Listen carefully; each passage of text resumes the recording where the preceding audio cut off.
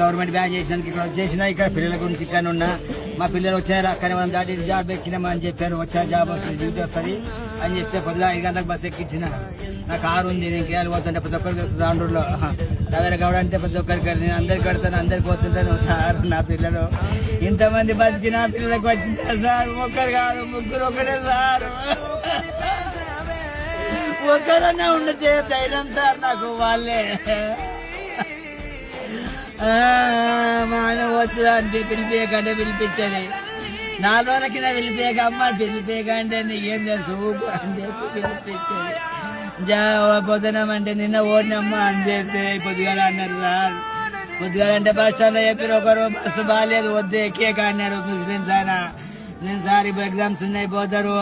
దిగుతుంది అక్కడ పోతారు వాళ్ళు అని చెప్పాను ల్యాప్టాప్లు ఫోన్లు అన్ని పెట్టుకున్నామంటే పెట్టుకున్నామన్నారు భయపడ్డ డాడీ అని భుజం వేసేది కొట్టి చెప్పారు సార్